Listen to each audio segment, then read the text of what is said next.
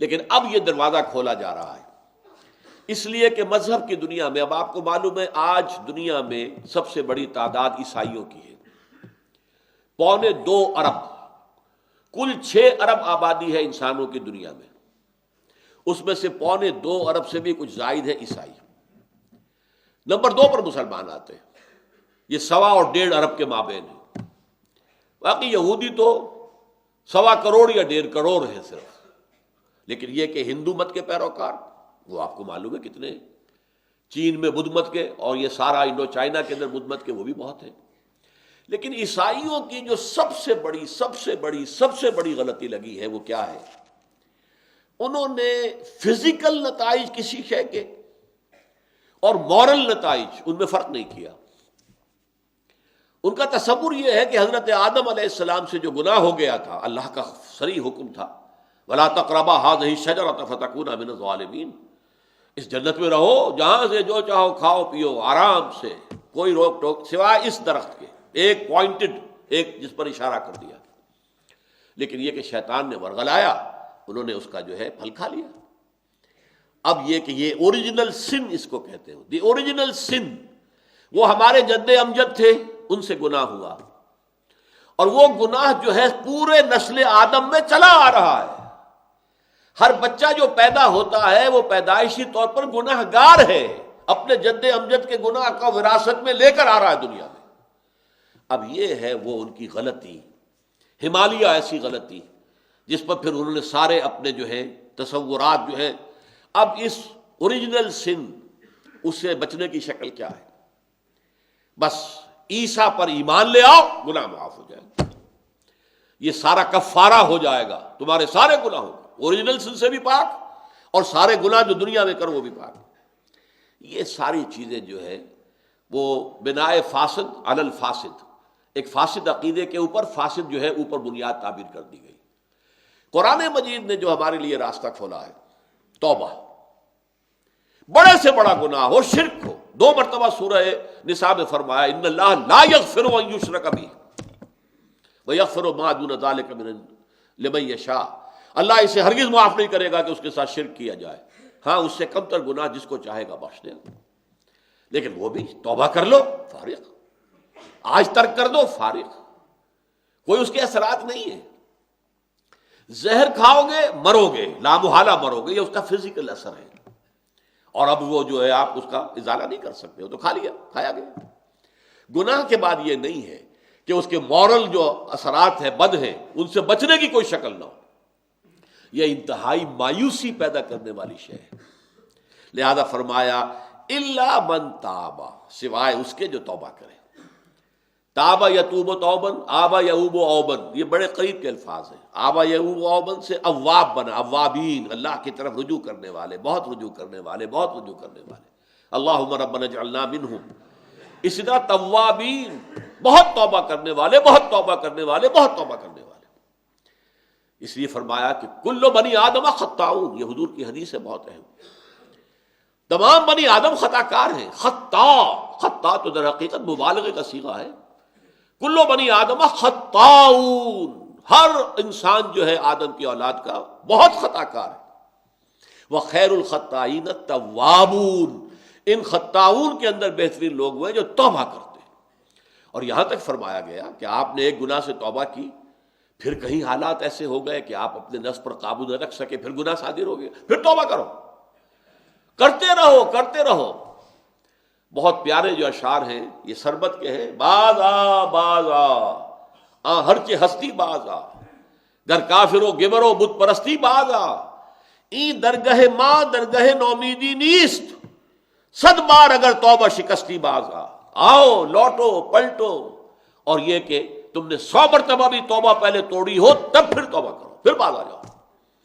ایک حدیث میں آتا ہے کہ ایک انسان خطا کرتا ہے، غلطی کرتا ہے، توبہ کرتا ہے، پھر توڑ بیٹھتا ہے، پھر غلطی کرتا ہے، خطا کرتا ہے، پھر توبہ کرتا ہے، جب تک وہ توبہ کرتا رہے گا اللہ کی رحمت کا دامن اس کے ہاتھ میں رہے گا۔ بلکہ ایک جگہ تو آتا ہے کہ ایک مرحلہ آتا ہے کہ پھر شیطان تھک جاتا ہے، چھوڑ دیتا ہے اسے کہ یہ تو توبہ کر ہی لے گا، تو فائدہ کیا ہے میں اسے گمراہ کر کے کسی غلط جو ہے کام کے اندر ڈالوں، تو اب یہ وہ بھی تھک جائے گا۔ لیکن یہ ہے کہ اللہ تعالیٰ نے توبہ کا دروازہ بند نہیں کیا، اور اس سے سارا گناہ سائل. التائب من الذنب کمن لا ذنب لہ. کس قدر جامع الفاظ ہے. گناہ سے توبہ کرنے والا ایسا ہے جیسے اس نے کبھی گناہ کیا ہی نہیں تھا. یہ نہیں ہے یلقا اسامہ جو ہے اب اس کی پاداش تو لگی رہے گی، وہ گناہ کے اثرات تو چلیں گے، نسل بعد نسل چلیں گے. نہیں، اللہ تعالیٰ صاف کر دے گا، واضح کر دے گا. بلکہ آگے آ رہا ہے اللہ تعالیٰ اس کی برائیوں کو بھلائیوں سے بدل دے گا. نامہ اعمال میں جو اندراجات تھے کہ اس نے یہ گناہ کیا، یہ گناہ کیا، یہ گناہ توبہ کی ہے، وہ سب صاف ہو جائیں گے، اس کی جگہ پر نیکیوں کا اندراج ہو جائے گا. اصل میں ہمارے ہاں بھی اس معاملے کے اندر جو ہے بڑی کوتاہی ہے بعض لوگوں کے ہاں. یہ بات پورے طور سے واضح نہیں ہے کہ کتنی عظیم یہ نعمت ہے جو اسلام نے توبہ کی عطا کی. اس کے بارے میں آپ کو ایسی ایسی حدیثیں ملیں گی. یہ حدیث جو ہے میں جو آپ کو سنانے چلا ہوں یہ ہے متفق علیہ، بخاری اور مسلم دونوں میں. لیکن بخاری میں مختصر ہے، مسلم میں ذرا مفصل ہے. میں وہ روایت مسلم سنا رہا ہوں. للہ اشد فرحا بتوبۃ عبدہ حین یتوب الیہ من احدکم کان علی راحلتہ بارض فلات فانفلتت منہ وعلیہا طعامہ وشرابہ فایس منها فأتى شجرة فاستجع في ظلها وقد أيأس من راحلته فبينهما هو كذلك إذ هو بها قائمة عنده فأخذ بختامها ثم قال من شدة الفرح اللهم أنت عبدي وأنا ربك أخطأ من شدة الفرح. یہ صحیح مسلم کی روایت. فرماتے ہیں حضور اللہ کو اپنے گناہگار بندے کی توبہ سے جو خوشی ہوتی ہے، جو خوشی ہوتی ہے، جو خوشی ہوتی ہے وہ اس شخص سے بھی بڑھ کر ہے جس کی اب مثال دے رہے ہیں. وہ مثال کیا ہے کہ ایک شخص لق و دق صحرا میں سفر کر رہا تھا، ایک اونٹ پر تھا. اونٹ ہی پر اس کا جو ہے جو راشن ہے کوئی کھانے پینے کے لیے وہ بھی سامان ایک طرف کو لٹکا ہوا ہے، اور پانی بھی ہے، پانی بھی لٹکا ہوا ہے، چھاگل ہے، کچھ ہے، پانی بھی اسی پر ہے. کہیں تھوڑے دیر کے لیے رکتا ہے اور وہ رک کر وہاں پر آرام کر رہا کسی درخت کے نیچے. اب آنکھ کھولی تو دیکھا اونٹ غائب. اس اونٹ ہی کے اوپر اس کا کھانا بھی ہے، اس کا پانی بھی ہے، وہی سواری بھی ہے. وہ دوڑتا ہے شمال میں، جنوب میں، مشرق میں، مغرب میں، دوڑ دوڑ کے کہیں اس کا نشان نہیں مل رہا. تو مایوس ہو کر ایک درخت کے سائے میں بیٹھ جاتا ہے گویا کہ موت کے انتظار میں. کہ اچانک دیکھتا ہے کہ اونٹ تو ہے، کھڑا ہے، موجود ہے. اب جو اس پر جسے کہتے ہیں شادی مرگ، اتنی خوشی طاری ہوئی اس پر، اتنی خوشی طاری ہوئی کہ وہ کہنا تو چاہتا تھا اے اللہ میں تیرا بندہ تو میرا رب. کہہ یہ بیٹھا اے اللہ میں تیرا رب تو میرا بندہ.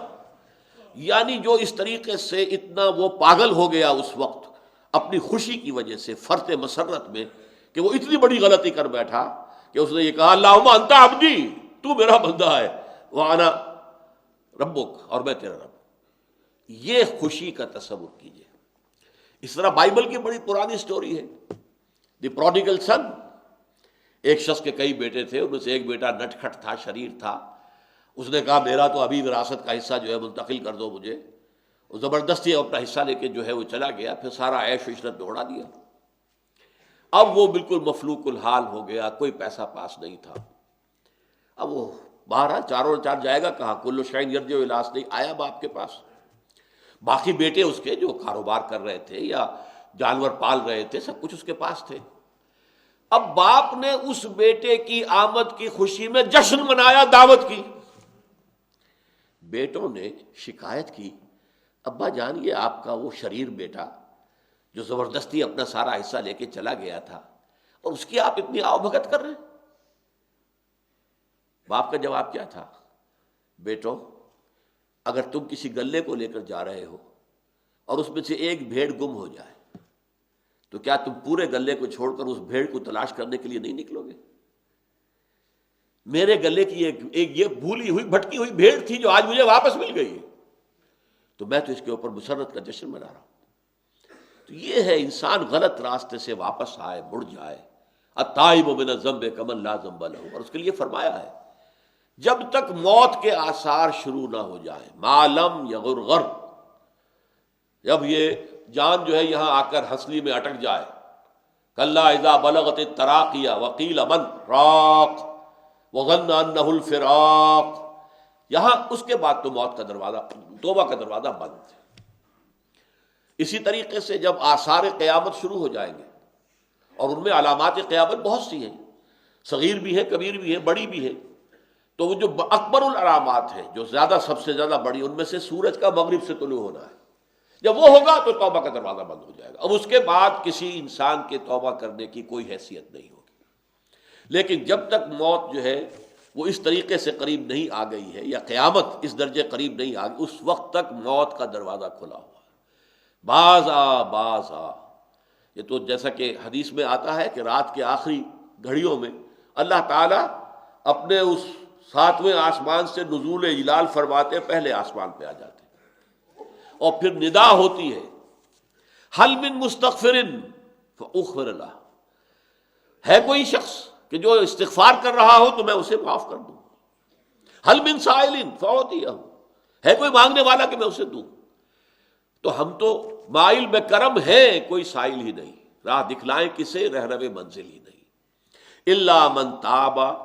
لیکن یہاں اب دیکھیے فلسفہ توبہ کا ایک حصہ تو میں نے بیان کیا، اور ظاہر بات ہے کہ اس کے اوپر بہت مفصل گفتگو ہو سکتی ہے، کہ ایک فزیکل ایکٹ ہے، اس کے اثرات اور نتائج ہیں، ایک ہے مورل ایکٹس، گناہ جو ہے مورل ایک اعتبار سے اس کے اثرات جو ہے وہ توبہ کے ذریعے سے زائل ہو جاتے ہیں۔ اللہ تعالیٰ معاف فرماتا ہے، یہاں تک کہ ایسے ہو گیا جیسا کہ اس نے کیا ہی نہیں تھا۔